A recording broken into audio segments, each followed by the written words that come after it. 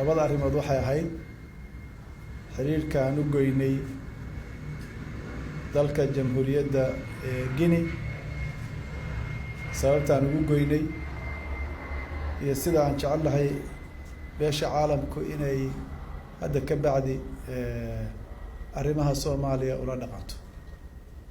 waxaan kaloo uga warramay ra'iisul wasaaraha kulankiisii socdaalkiisa iyo kulamadiisii gobolka ama dowlad goboleedka Galmudug iyo guulaha laga soo heeyay. labada arrimood ayaan maanta kulankayo ku saabsanaa diblomaasiyiintii aanu la kulanay. arrinta xiriirka aan u jaray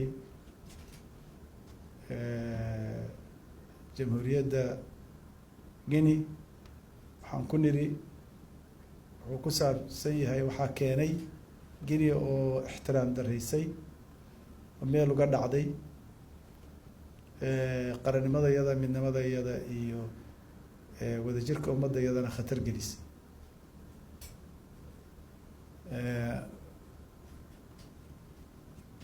khaladka ay sameeyeen reer Guinea ma aha oo keliya inay qarannimadii Soomaaliya u gafeen, laakiin waxay waxyeelo ku yihiin oo ay caqabad ku yihiin oo ficilka saas oo kale ah oo caqabad ku yahay inay dib u dhac ku sameyso dib u heshiisiinta Soomaaliya iyo soo ururinta dadka Soomaaliya. haddii dadka Soomaaliyeed aan la siinin waqti iyagu ku wada hadlaan, tusaale haddaan usoo qaadano Somaliland iyo dowladda federaalka ee Soomaaliya ama xukuumadda federaalka ee Soomaaliya, hadday iyaga Soomaali isla iyaga Sudan iyaga annaga hal dad ah, khayr baanu la jecelahay walaalahayo Somaliland inta goosashada rabta iyo dadka Soomaaliyeed oo dhan meelay joogaan. laakiin annaga inoo taallaa sidaan u heshiin lahay.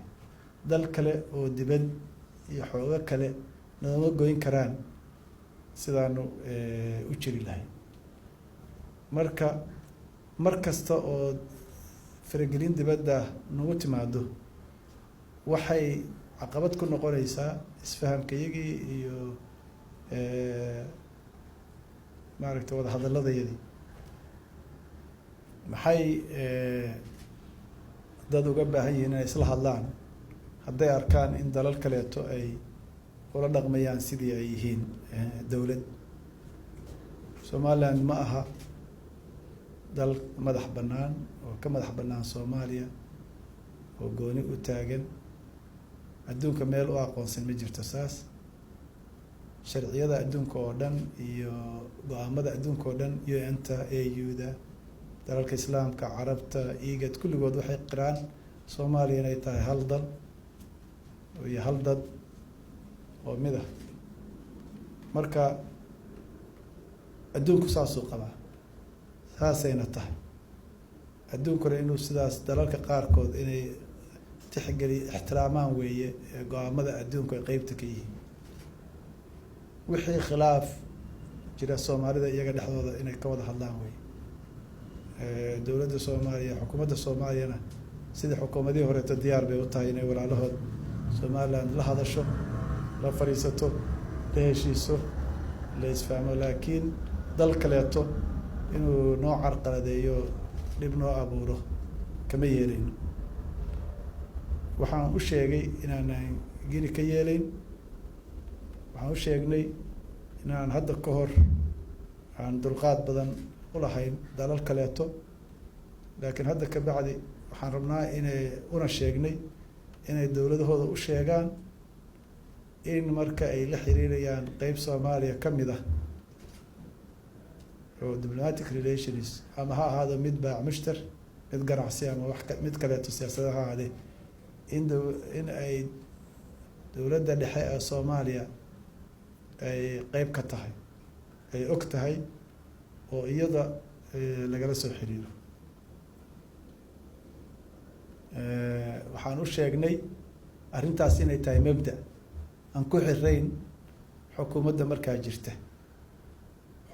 madaxda xukuumadaha Soomaaliya waa isbebedelaan. shalay madaxweyne iyo ra'iisul wasaare kala jiray, maanta madaxweyne iyo ra'iisul wasaare kala baa jira. berito qof kasta oo Soomaaliya madax noqon kara, qof kale oo Soomaaliya oo Somaliland jooga madax noqon kara, qof Jubbaland jooga noqon kara, qof Galmudug jooga noqon kara, qof meel kale oo Soomaaliya jooga noqon kara. marka mabda'a ah qarannimada Soomaaliya, midnimada Soomaaliya in la ilaaliyo waa mabda' guud oo aan ku xirayn xukuumadda markaa joogta. sidaasaan u fahamsiinay oo ugu sheegay. waxaan kaloo u sheegnay inay jiraan khatar iyo olole khatar gelin kara midnimada Soomaaliya oo socda. waxaan u sheegnay in maaragtay ololaha socda ay ka mid yihiin dalal la yaqaano. sidaa daraaddeed waxaanu codsanay in ay adduunka naga kaalmeeyaan, inay u sheegaan dalalka adduunka inay ka daayaan Soomaaliya dhibta.